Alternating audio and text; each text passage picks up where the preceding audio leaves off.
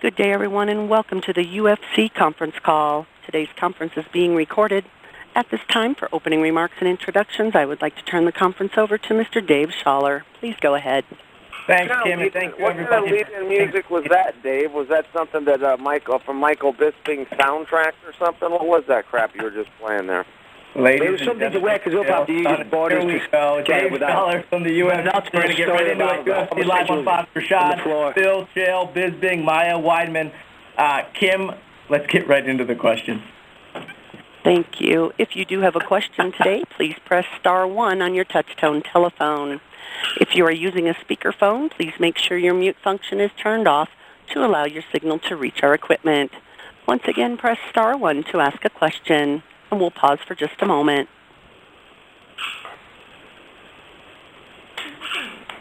Our first question today is from Franklin McNeil from ESPN.com.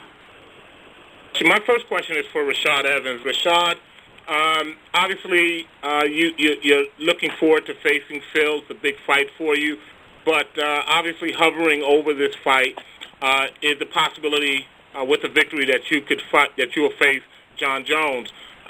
What is that? How are you making sure that that potential fight, in no way interferes with this one? I didn't even know that was a possibility. I didn't even get the news. I didn't hear that. I'm just. I mean, why you gotta mess with me, man? You know what? Honestly, when it comes down to it, this is my title fight right here. I can't look past Phil in any shape or form. So the whole John Jones talk and what could potentially happen if I win this fight, or whatever, it really don't matter. You know what I'm saying? It really doesn't matter. Everything is contingent upon my performance next week, and that's the only thing that I can even think of right now is my performance next week. And my next question is for Phil. Phil, we all know what type of wrestler you are. You're an A-list wrestler. There have been questions about your stand-up. Is that something you've worked on to improve? And is it possible we could see some of that work that you've done in this fight to improve your stand-up? Definitely. I've worked on my stand-up, but I've kind of worked on my overall MMA game. I don't want to just turn into just a stand-up fighter. I've worked on everything and blending it all together, and that's more or less what you'll see this fight. And a follow-up question for you, Phil. This fight, let me make sure I get this right. This fight, people are looking at, when you talk about your overall game. Is this a fight that you feel is right for you at this particular time? And if so, why? I definitely think this is the right fight for me right now. If not Rashad Evans, who else? I don't know how many wins, 5 wins in. I don't know who else is there left to fight. I don't know. It's a perfect fight right now. Okay, thanks a lot, guys. I'll ask my other questions later. And just a reminder, it is star 1 if you have a question today. We'll go next to John O'Regan from Fighters Only magazine. First question is for Mike. Mike, can you hear me? How you doing, John? Hi, mate. All right.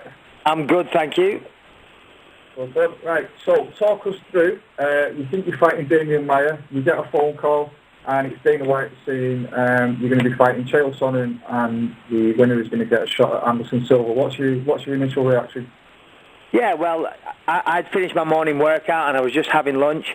As you said, I was preparing for Damien, a very tough challenge, and I get a phone call, Dana White. He tells me Chael Sonnen's, Mark Munoz has hurt his elbow. Do I want to replace him? And he said, if I win the fight, I'm fighting Anderson Silva in a soccer stadium in Brazil in the summer. So, it's too big of an opportunity to turn down. I've been training my whole life for this moment. So, of course, I didn't hesitate. The fight with Chael's going to be a tough fight. He's a hell of a competitor. I'm under no illusions. It's going to be tough, but I'm ready. Damian Maia is a very, very tough opponent. So I was, pulling out all the stops, preparing for that fight. And a lot of it crosses over into this fight. And I'm ready. I'm ready. Okay, give us, in your opinion, the positives and negatives of the fact that you spent most of your training camp preparing for a jiu-jitsu guy, and now you're going to be facing a very high-level wrestler? Well, of course, if I knew I was fighting Chael earlier, I would have brought in more wrestlers as opposed to jiu-jitsu guys. For the for the last 8 weeks, well, 6 weeks or so, I've been working out with some of the best jiu-jitsu guys and wrestlers in the business. Dean Lister, Jake Shields, and various other world champions. But to be honest, a lot of that crosses over. Damian Maia was going to try and take me down and submit me, I'm assuming. And so the game plan was to keep it on the feet and use my striking. It's pretty much the same thing for Chael Sonnen, I would imagine. So, to be honest, a lot of it crosses over, so I'm not going to make excuses and this and that, or, I've been messed around. They're both southpaws, they're both grapplers, and end of the day, I'm going to go out there and fight my fight. It's not important, really, on what my opponent's going to do. It's about what I'm going to do. And I'm going to go out there, I'm going to fight my fight, and I'm going to win. Okay, thanks, Mike. And one question for Rashad. Rashad, can you hear me? Hey, hello? Hey, Rashad, can you hear me? Yeah. You got to speak clearly, John. If my experience is going through a drive-through or anything, you have to speak very clearly because they don't understand me. Okay, right. I'll try and be very, very clear. Count your words. It's about the Bisping and Sonnen fight for you, Rashad. Obviously, you fought Michael, and you wrestled him and stuff in the fight. How would you rate Mike's wrestling ability, and how do you see the wrestling aspect of the Bisping-Sonnen fight going? I thought Bisping did really good in that fight with his wrestling. I thought that he was very squirmy and very hard to keep down. And his wrestler, when he try to hold somebody down, that could be very tough. But Chael's a different wrestler than I am altogether. So where I had difficulty, may not have difficulty, but Mike is a hard person to keep down and try to hold down. So I don't know. Mike has been improving on his wrestling every fight, and I said that before in interviews. He's gotten better. But Chael is definitely good at what he does, and it's hard to really say who has the advantage when it comes to imposing the game plan. Okay, that's everything I've got. Thanks very much, guys. Good luck. I suppose I owe you a thank you, Rashad, although I don't like the word squirmy. And just a reminder, it is *1 if you have a question today. Our next question is from Garrett Durr from Bleacher Report. Hi, my question's for Chael. Hey, Chael, you spent a lot of time training for Mark, and then you got the word that you're going to be taking on Michael. Were you disappointed in this at all? And do you feel maybe you're at a little disadvantage now that things have kind of changed up with you training for Mark? Well, I came from a wrestling background. First off, thanks for the question. And secondly, I come from a wrestling background. I never know who's going to show up. My dad and I would wake up early Saturday morning. We jump in the car. We drive all over the country to get to a tournament. You show up to the tournament. You don't know who else is going to show up. And then once you do find out who's going to show up, you don't know who's going to win. And the way the brackets advance, you have no idea. You win your match, some guy wins his match, 20 minutes later you're competing with him. So, as far as the fight goes, this game's simple, man. You fight 3 guys a year. That's about the easiest thing. It's about the easiest demand you could put on a guy. Mike's a totally different fighter. He's a great fighter and all of that nice stuff. But as far as opponent changes goes, who cares? There could still be an opponent change. Something could happen to me. Something could happen to Mike. The show must go on. Okay. And I guess my next question would be, you win over Michael and you're set to take on Anderson. As we know, injuries have kind of been playing a factor in that as of late. Do you feel maybe this is something that's going to keep getting pushed off? I know you mentioned that you feel he's been ducking you as of late. So do you feel this is something that maybe won't even happen in 2012? I can guarantee you Anderson Silva and I will never cross paths again. Our business is done. We will not fight under any circumstances, no matter how many rules or fake restraints he puts on it. He's not getting in the ring with me, ever. So do you think he's going to retire, or what do you think is going to happen? I don't know if they're going to retire, or if he's going to retire, they're going to retire him. I think the plan was, if I could get past Munoz and Damian was, or rather Mike was successful against Damian, that they were going to do an interim championship between Bisping and I. I know Anderson's not going to fight. The folks at the UFC know he's not going to fight. I'm all for promoting and marketing and all that good stuff. I don't want to throw water on a perfectly hot flame. But Anderson Silva's not going to fight anybody. Okay. All right, Chael. Thank you very much, and best of luck. I appreciate that. Our next question today comes from Ariel Helwani from Fuel TV. Hey, guys. Wanted to start off with Chael first. Chael, you sort of threw us for a loop, or maybe it was just me a couple of days ago. I saw an interview that you did with USA Today where you said that you were a Bisping supporter and a fan of his, and I always got the impression that that was the opposite. So has something changed in the last couple of months to change your opinion on Michael?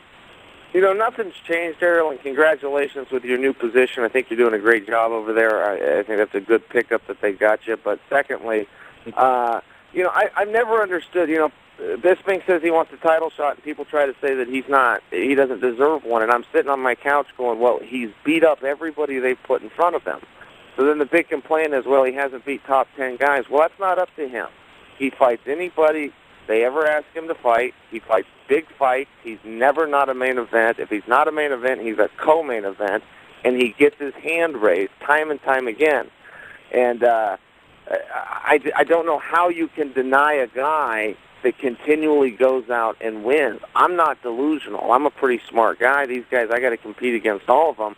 But Bisping gets the job done. And for somebody to come out and say that he shouldn't get his opportunity is silly. He should get his opportunity. He's beat everybody. He even went up to light heavyweight to start his career, and he beat everybody there except Rashad. And Rashad's got the greatest record of any fighter in our entire industry. 18-1-1. There's not another guy, not even the fake Fedor, back in his fake pro wrestling days, had a record of 18 wins, 1 loss, and 1 draw.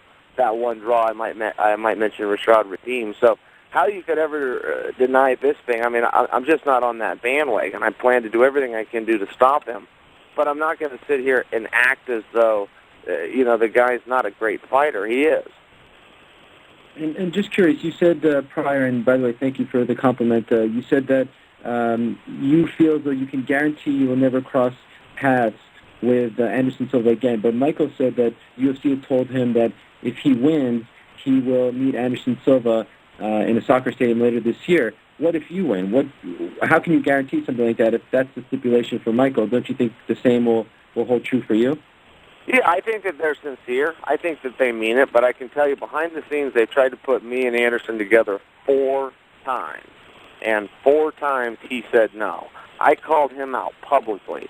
You call out a Brazilian publicly, you're going to be fighting that Brazilian. That's in their culture.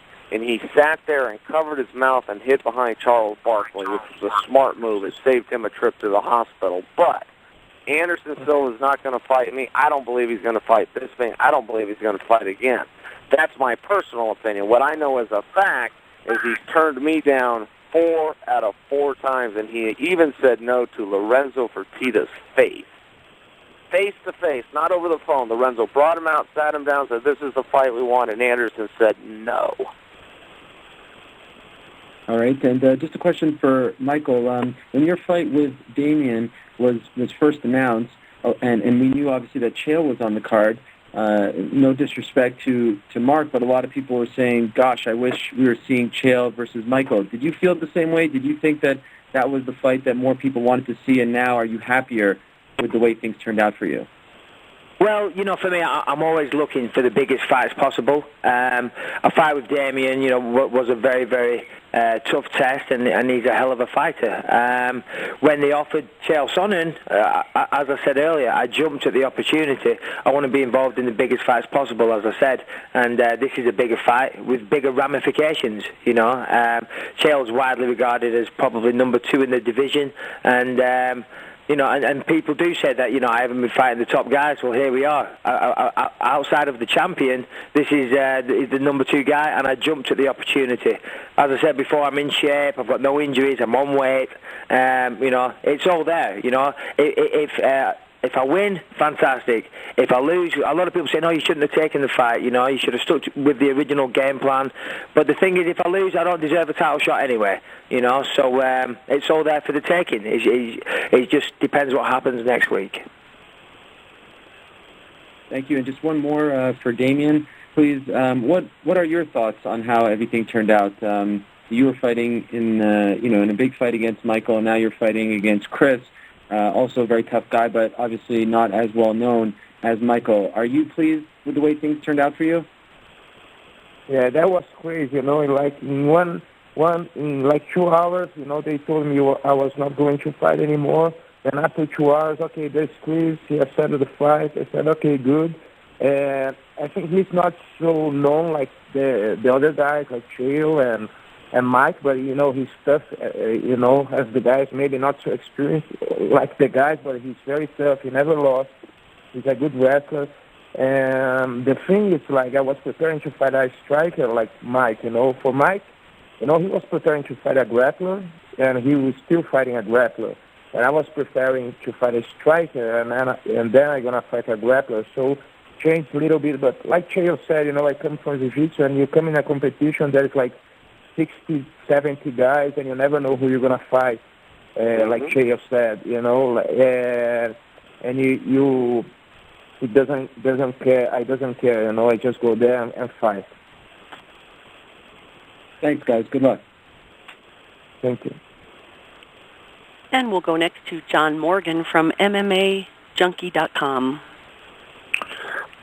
Thank you. If I could start with a follow-up to Damian Maia, please. Damian, you talked about it being a different stylistic matchup, completely different for you. How do you make the adjustments in that short period of time, or can you even make the adjustments, game planning-wise and preparing specifically for him? I think all my life I've been fighting against grapplers. You know, I came from Brazilian Jiu-Jitsu, so it's just come back to my roots. To fight, Mike was going to be different because he's a striker. But at the same time, you know, I don't have too much time to make the adjustment. But Chris doesn't have also time to do everything properly. So, you know, we are in the same line. And Damian, Chris is obviously a newer fighter in the division. How familiar with him were you when you were approached? Had you watched his fights before, and what were your impressions of him as an opponent? I already saw him when he fought, you know, Tom Lawler, like in November, I think, and I was pretty impressed with his submission. So, you know, I was looking at him and watching him, and so I was not surprised when they said I was going to fight him. I knew already who he was. Great, thank you. If I could ask Mr. Weidman as well. Chris, obviously this is a huge opportunity for you, but you don't get a chance for a full camp going into what's probably the biggest fight of your life up to this point. What was your thought process when the opportunity came up to take this fight?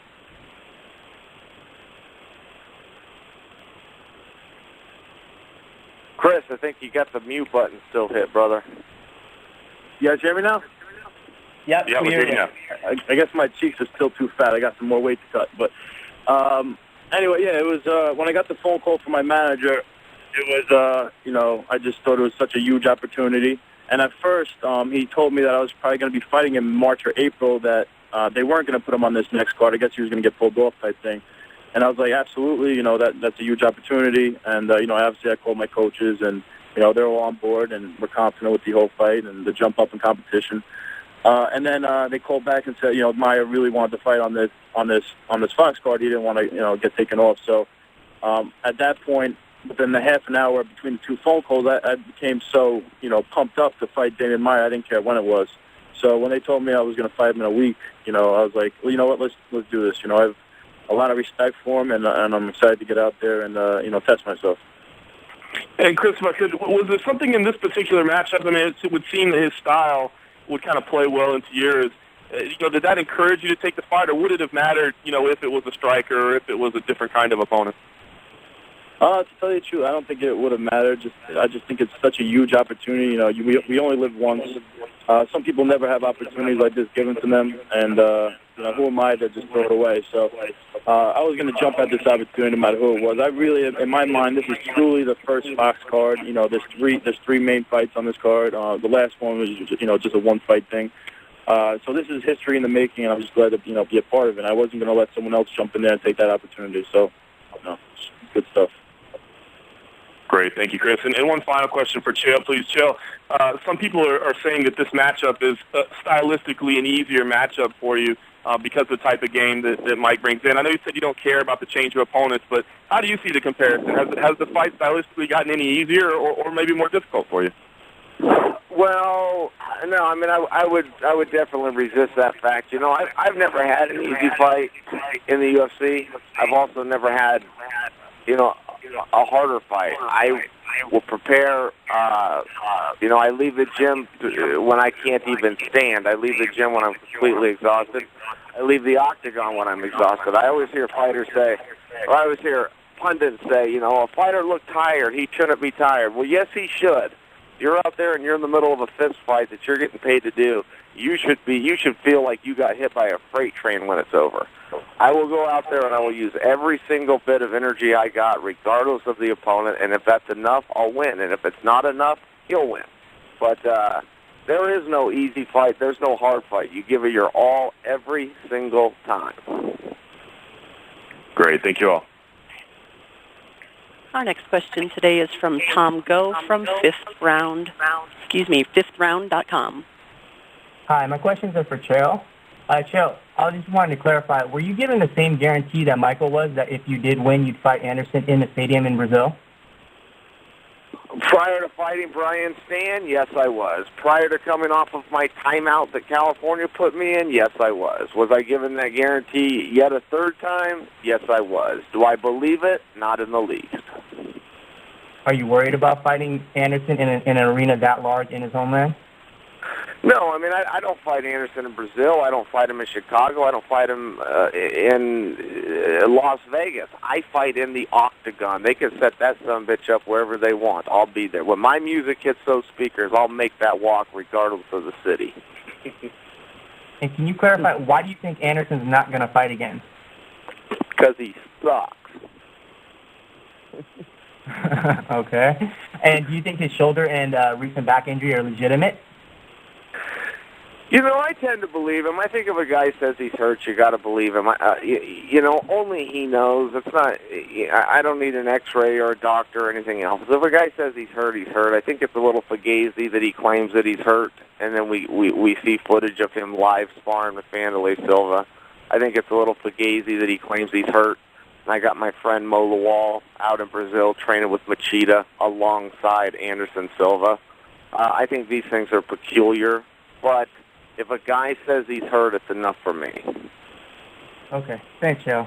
Best of luck. Thank you. Just a reminder, it is *1 if you have a question today. Our next question comes from Franklin McNeil from ESPN.com. Okay, I'm going to turn my attention to you, Chael, and Michael. But with you first, Chael, I know you say Anderson sucks and he won't fight again, but why don't you think he won't fight you, particularly if you've had 3 offers and each time it's been turned down? Well, let's keep track. It's been 4 offers. 4. And you know why he won't do it? I can only begin to guess. I'd like to pay myself a compliment and say it's because I stomped him the first time and I'm going to stomp him worse the second time. The reality is maybe he just doesn't want to do it. I really don't know, and I don't want to guess. He's not on my radar anymore. I'm moving on. If I become the number 1 contender and get past Bisping, I'm going to sit down with Dana and we're going to have a talk about GSP or John Jones. But I'm not under any illusion that it's going to be Anderson Silva. As far as I'm concerned, I wish it would have played out the way it was supposed to. If Mike would have gotten past Damian, which would have been hard to do, if I would have got past Mark, which would have been hard to do, then Mike and I would be fighting for the true championship. You can call it the interim championship, but when you only got 2 guys with the balls to fight, you got to call that the real title fight. So, as far as my life goes, I think Mike and I are about to fight to see who the real champion is. Okay, and my second question is for both. My second question is for both you guys. Both of you are known for for taking it to your opponent orally before fights, but both of you seem to not be doing that now. Is it just a matter of respect? Why are you guys kind of like toning it down orally toward one another? Chael, you can go first, and Michael, you can take it second. I don't care. Well, I don't know that we're doing that. The fight just got announced. I mean, this got sprung on us. I don't know the timeline, but I want to say about 3 days ago. This is my first media opportunity since the fight got announced. So, it's first things first. Before you go pick on Michael Bisping, you got to get ready for Michael Bisping. And he brings a lot to the table. And, so I'm in the gym, and I'm focusing my energies elsewhere. But at the same time, this is my first opportunity. I really haven't had a microphone in my face or anybody to talk to, and I don't know that I've pulled the reins up on him, but I also don't think Michael Bisping behaves like a coward. I don't think he carries himself in a shameful way. I don't think he wears pink T-shirts, earrings, and crooked hats. I don't really see a lot in the guy that I don't like, so I'm not going to go out and make something up. On the 28th, I'm going to go out and do my job. And if my skills are good enough, I'll win. And if they're not, then God bless him. Hey, Michael? Yeah, well, for me, it's pretty much the same thing, I mean, as Chael said, the fight was only made a few days ago. And I've got to put all my energy into preparing for that fight. A lot of people, on Twitter and stuff are saying, oh, it's such a shame, we haven't had, 8 weeks of trash talk and whatnot. But, that's not important. The important thing is the fight.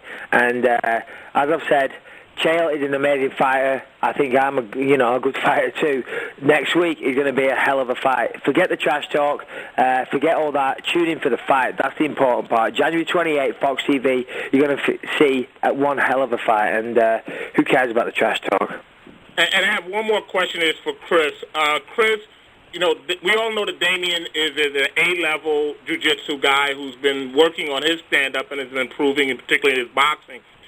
Do you think you on the other hand, have very good boxing, very good stand-ups, and very good jiu-jitsu skills. Do you think people have not yet had an opportunity to see what you can do on the ground? And do you think one of the advantages you might have is your well-roundedness as a fighter?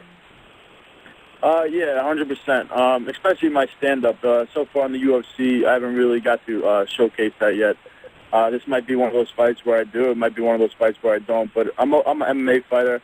I'm a wrestler. I'm always going to start the fight, obviously standing. And if takedowns are there, I'm gonna get my takedown. And I'm always going to be looking to pass. And I'm always going to be looking to look for submissions, no matter who I'm fighting. So it's going to be pretty much the same deal with that. But I'm excited to show off, everything, and obviously everyone has a lot of respect for Damian Maia, as do I, and especially with his ground game, and I'm excited to see where I fall with that. So.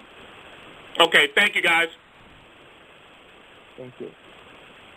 And we'll take our next question from Kevin Richardson from the Baltimore Sun. Mr. Richardson, your line is open. Yeah, can you hear me? We hear you. Okay, and this is for Rashad. Rashad, how different has it been preparing for this fight with the Brazilian gym versus the Jackson gym? Oh, that's a great question. I've been wanting Rashad to answer the same thing. It's a little bit different in respect to the fact that we do a lot of jiu-jitsu, of course, but I mean, more than anything, Mike Van Aers is the head coach, so we make sure we still stick to, the fundamentals and things that I'm good at. One thing I learned a lot as far as competing in the sport is never get too far away from what you're really good at, your bread and butter. I mean, I can't say I can't become a drastically better stand-up fighter than I am right now, but I never can forget where my discipline lies and where I'm strongest at. So with that said, I do a lot of jiu-jitsu, but my focus is still on my wrestling. Awesome. And this is for Shell. Shell, in the light of a number of fighters over the last several months been testing positive for PEDs. What do you think the UFC needs to do to eradicate that from the sport? Well, I'm not sure there's a lot that they can do, and I don't know that there's a lot that get popped in our sport. One thing that we do a good job of in our sport is we test guys. You know, you've got all these other sports that don't ever test. We test guys every time, every show. And I think there's a tremendous misunderstanding, and I went through this myself. Illegal versus banned. There are plenty pages, phone book-sized pages of perfectly legal substances that you may possess, you may ingest, you may have right in front of a police officer that are still banned for the sport. And that's where the big confusion comes in. Guys are getting popped for stuff, and they're going, wait a minute, that's illegal?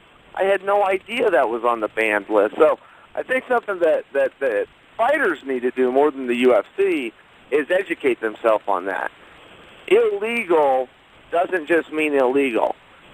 There's a banned list, and that list is extremely sensitive, all the way down to Tylenol and caffeine. And so for a guy to test positive for something banned, let's please make sure that we understand that doesn't mean he took anything illegal. And the real trick is it changes state by state.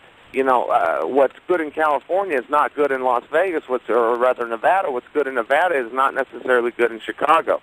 So fighters really need to be proactive, take that into their own hands, and make sure that they understand. Just because you buy it at GNC or just because a doctor gave it to you doesn't mean it's not banned. Banned and illegal is not the same thing. Great answer, Shell. Good luck, guys, and hope to see you guys on Saturday. Thank you.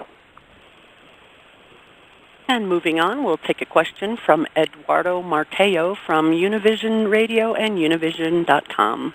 How many times did you have to practice saying that name before you read it out loud? Ciao. How many Portuguese lessons have you been taking so far? Several, my man, several. We can do this in any language you want. Okay, later on we'll do it in Spanish, which is my language. Fair enough. Okay, the question is for Rashad. Rashad, now that you've been training with the Blackzilians in Florida and you have a few guys, how big do you think your gym and your group will become inside the UFC, inside the MMA world? I think that, with the hard training and stuff like that, and with the athletes that we got, I think that we're going to start to make our mark in the sport. One thing that we do is we work really hard in the gym, and when you work really hard in the gym, it shows in the fight. But more people start to take notice, and more people want to come on board when people start getting more successful, and they hear what we got going on in South Florida. So I expect our group to grow pretty much a lot. Okay, thank you, Rashad. And Chael, good luck on Saturday. Actually, tomorrow, I'm sorry. Thank you very much. Thank you. This one goes in. Our next question today is from Ariel Helwani from Fuel TV.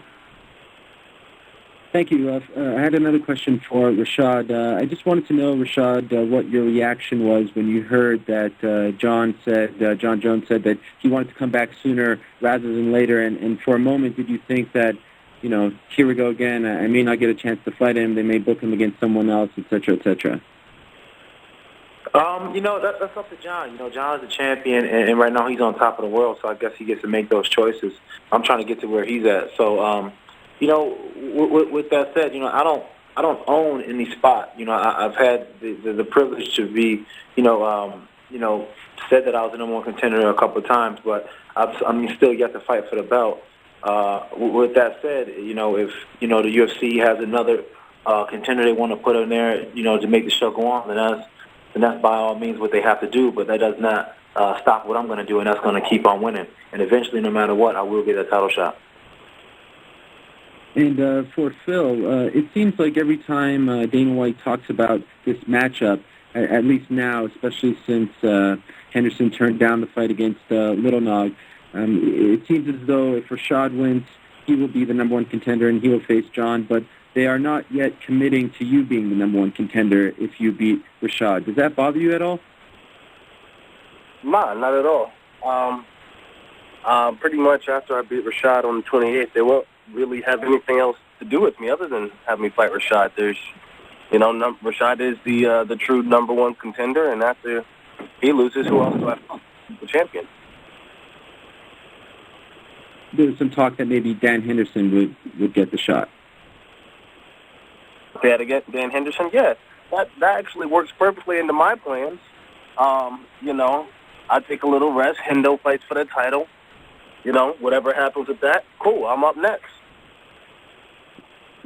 Phil, let's just get this straight, man. You ain't beat me. You ain't beat me, dog. And you know what? It can't get here fast enough because I'm gonna smash you, dude.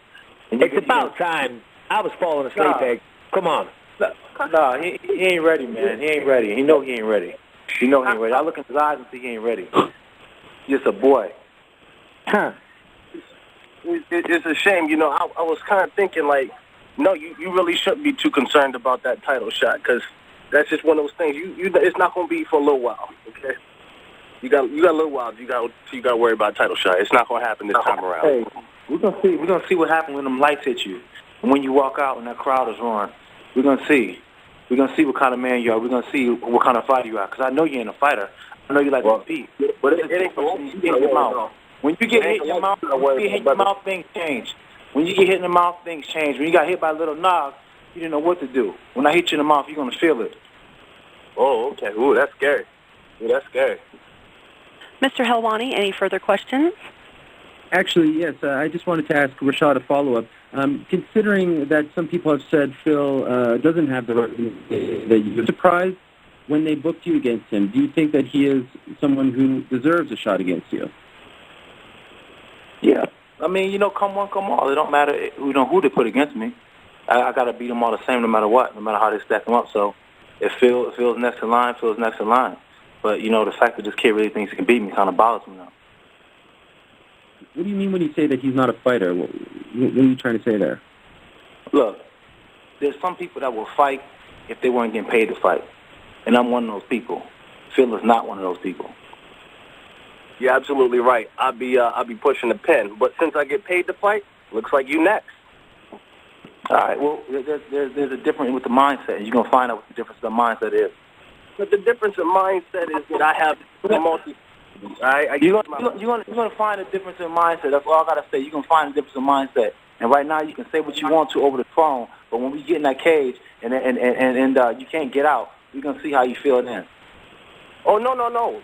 And I'm gonna remind you too. I'm gonna remind you. You're under your own power, Richard. Not beating your face. You're gonna be walking off just like when I'm with your arm over somebody's shoulder. With every shot, when I'm on top of you, I'm gonna remind you with every shot what you said. Remind you with every shot what you said. All right, guys, this is Dave. I'm jumping in. That's the end of round one between Evans and Davis. And we are going to go ahead and wrap up today's call. I got to be honest, guys, I had a lot of fun with today's call. UFC on Fox, 8 p.m. Eastern, 5 p.m. Pacific from the nearly sold-out United Center in Chicago, Illinois. It'll be 8 p.m. Pacific. Again, 5 p.m. Pacific. On Fox, 8 p.m. Eastern, 5 p.m. Pacific. Don't miss that. And then tonight, ladies and gentlemen, UFC makes its debut on FX, 9 p.m. Eastern, 6 p.m. Pacific. Melvin Gillard against Jim Miller in lightweight action. All kinds of good news today. Tickets for Strikeforce in Columbus on March 3rd are on sale now. They start at just $25. It's Misha Tate versus Ronda Rousey for the championship. That's going to be a great fight. And also some really cool news. UFC 143 will be available live and in 3D in over 100 theaters across the country. Tickets are on sale now for that at UFC.com/3D. Want to say thank you to everybody who joined in for today's call. Rashad Evans, Phil Davis, Chael Sonnen, Michael Bisping, Damian Maia, and Chris Weidman. Thanks again to the media. We will see you later tonight in Nashville, and then on to Fox for UFC Evans versus Davis from the Chicago